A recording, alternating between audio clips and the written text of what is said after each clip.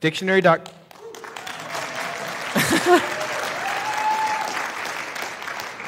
Dictionary.com defines fear as a distressing emotion aroused by impending danger, pain, or anxiety, whether the threat is real or imagined. Let me give you a real-life example of fear.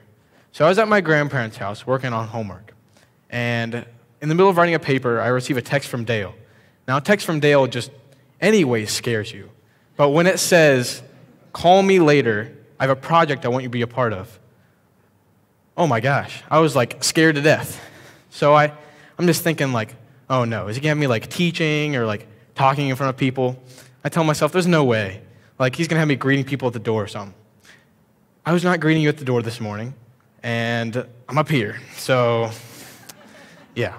So he asked me to preach, and I immediately I'm like, what excuse can I make up? I'm like, I could be sick. I could start a project for school and like start a little later so that I have to do it during church. But I thought about it, and I prayed about it, and I'm like, I should probably do this. So I read some scriptures that really helped me, and I'm going to share those with you. So the first scripture I read out of was 2 Timothy 1:7.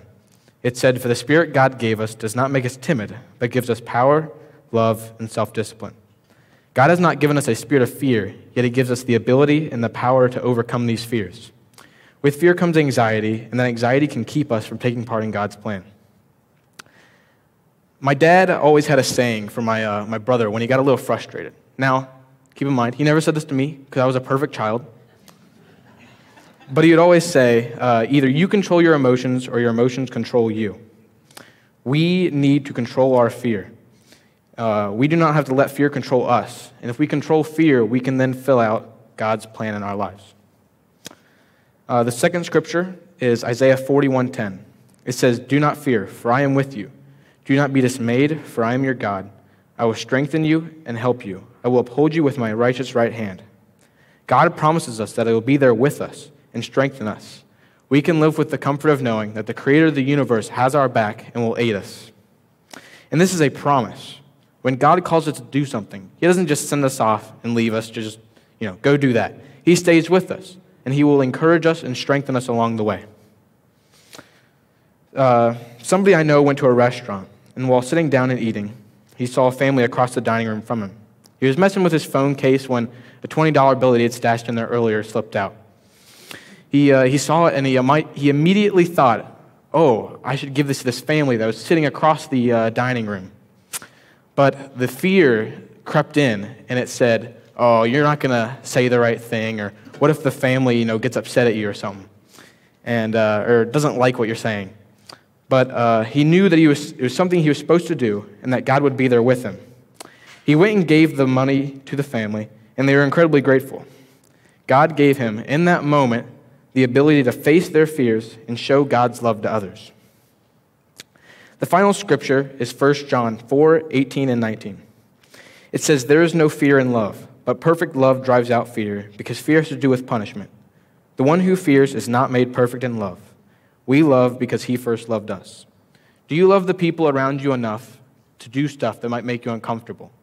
Do you love God enough to do stuff that might make you uncomfortable? Things that will make your palms a little sweaty, your heart race a few beats faster, your knees wobble a bit. Do you love people enough to possibly experience these things? Fear, a distressing emotion aroused by impending danger, pain, or anxiety, whether the threat is real or imagined. We have learned that God has given us the ability to control these emotions. We do not need to fear danger or pain. However, my favorite part of the definition is whether the threat is real or imagined. If you think back to the story I told of the person in the restaurant, they were worried that somebody was going to be upset at them for giving them $20. If somebody gave me $20, I'm not going to be upset at them. I'm going to be happy. If anybody wants to give me $20 after this, I'm right here. I'll be walking around. But that fear creeps in. Satan implants these lies and this fear to prevent you from taking part in God's plan. I'm no different than you, however. I am incredibly nervous to speak in front of you today. I am shaking so much throughout this whole thing. But I know that the Lord is with me and that His Spirit empowers me and that He wants me to do this. I pray that you will talk to the person that you're too afraid to approach. Oh boy. and that you will go and do the actions that you're supposed to, but you're too afraid to. Don't let fear cause you to miss out on God's special plan for your life. Thank you.